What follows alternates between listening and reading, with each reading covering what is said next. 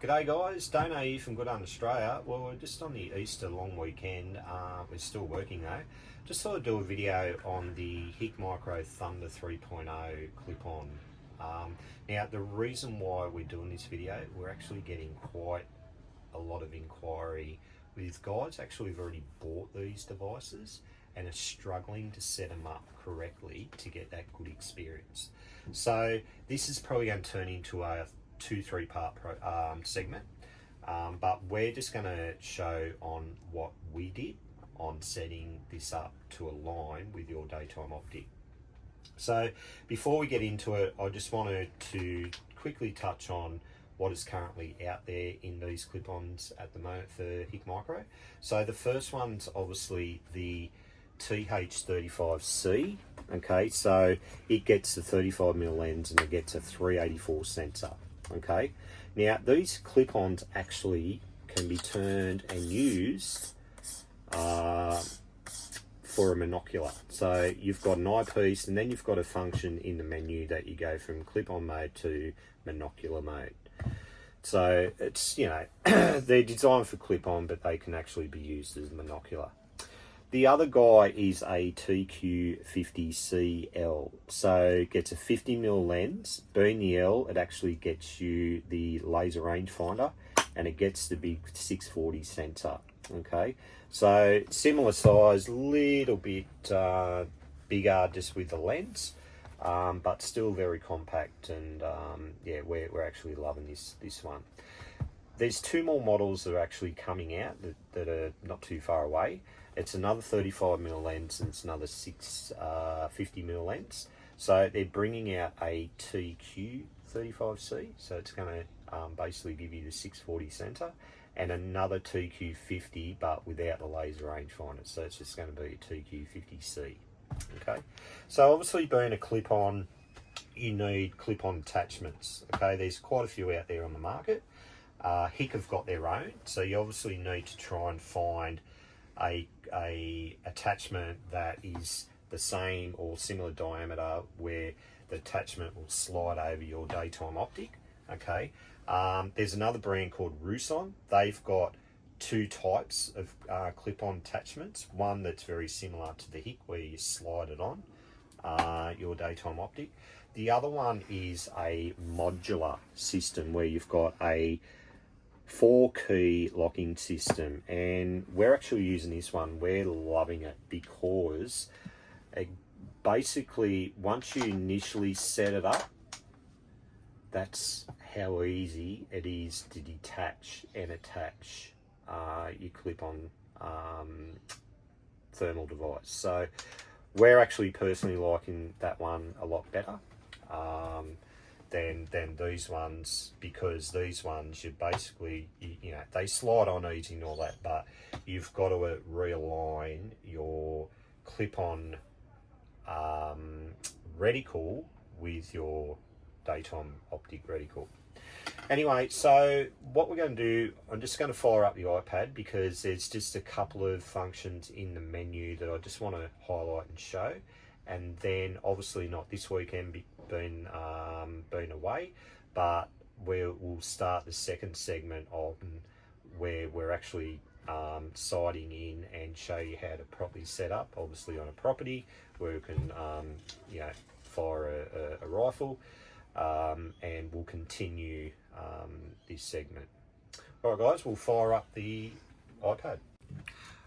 Righto guys, so we've just obviously connected to an iPad. So I'm just going to jump straight into the menu, and I just want to show you quickly a couple of the functions in the menu.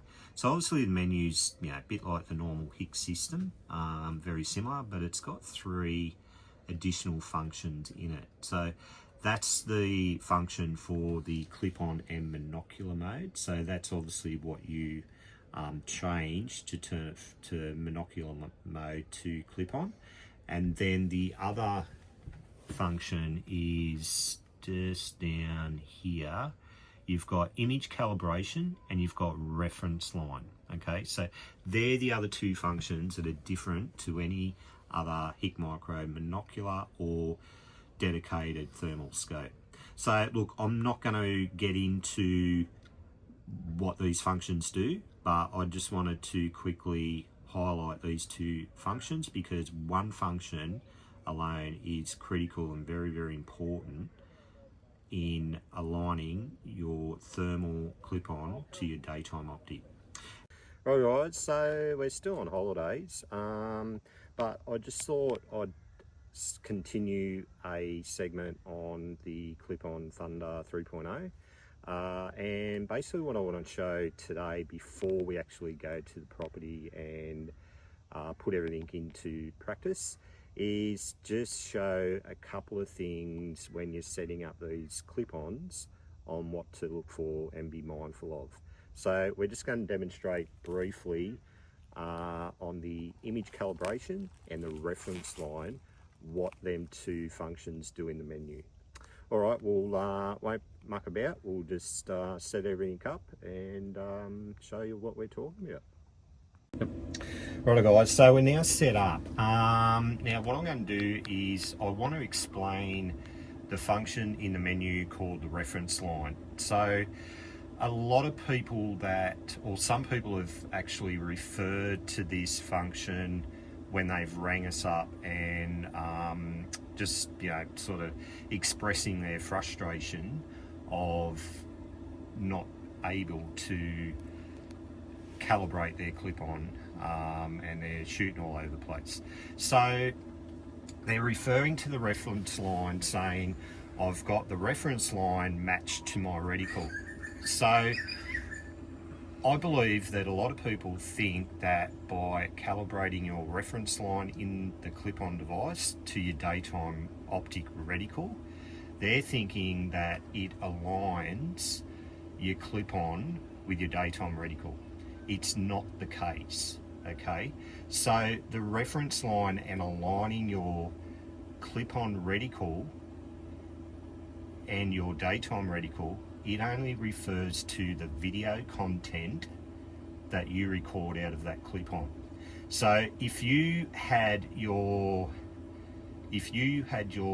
reticle, so when you record from the clip-on, there's two ways. You can just record with no reticle, and it's just going to be, footage of you shooting whatever you're shooting at, and it's going to look like a monocular because there's no reticle there. But when you turn the reticle on, so then when the reticle actually records through the device, the reticle alignment is effective when you have that in line with your daytime optic.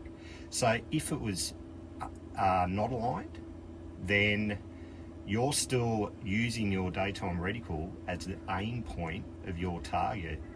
But if your device reticle is not aligned with your daytime optic, then in the video, whether it's high to the right, high to the left, let's assume it's high to the right at 2 o'clock, in the video it's going to show that your reticle of the clip-on is high to the right. So you're going to take a shot at, say, a pig, you headshot it, and you can see in the video that it's dropped because you've obviously aimed with your daytime reticle, but the video is going to show the reticle high to the right at 2 o'clock. So that alignment only refers to the video content of the clip-on. Righto, so now what we're going to do, we're going to set up, and we're using the phone here, so we're going to try and set up so we're looking through the actual daytime optic. And what I want to show next is the image calibration and what it does when you don't have the image calibrated to your daytime optic. Alright guys, we'll set up and we'll try and get this to show through the phone. Righto guys, so I'm just going to show the function with the image calibration and what it does. And this is where I believe that a lot of people are going wrong, and it's fairly crucial, this function in the menu, because basically this is what you use to align your daytime optic with your clip-on. So you're seeing now, obviously, the daytime optic reticle, it's smack on in the middle of that tree over there. The distance from here to there is roughly around 120 meters. So what I'm going to show you now is when you attach your clip-on, the image through your daytime optic changes. Now, I believe a lot of people are just buying these clip-ons, they're getting them out of the box, and they're assuming that they can attach these devices straight onto their end of their scope and start banging away. Well, unfortunately you can't. This clip-on device is just like every other thermal device out there on the market. You have to sight it in, which you have to align your daytime optic with your clip-on. So what I'm going to do now, I'm going to attach the clip-on, and you'll see that your image changes the point. So your reticle is now down low to the left. So basically what you've got to do, you've got to go into the image calibration function, and you can use it somewhat like the one-shot zero, where you freeze the image, you take a shot, you get your point of impact, and you basically use your freeze function and then use the XY coordinates to bring your image across to your point of impact. So look, the way that we did it is when I first attached the clip-on, I actually adjusted the image to somewhat, in around the area of the point of impact, or sorry, the actual image. And basically all I did, I just lined it up on a strainer post. I had the daytime reticle dead on the top in the center of the strainer post, and then I put the clip-on on, and then I aligned the image of the clip-on through the daytime optic to that strainer post.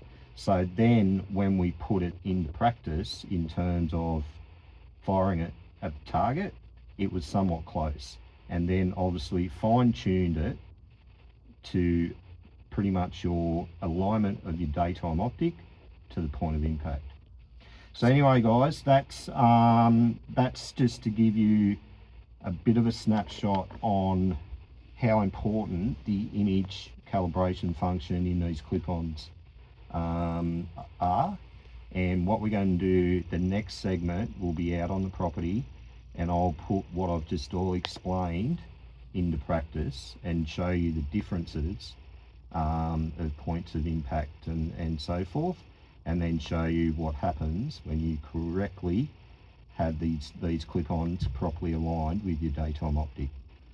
Anyway guys, we'll leave it at that, and we'll wait for segment 3.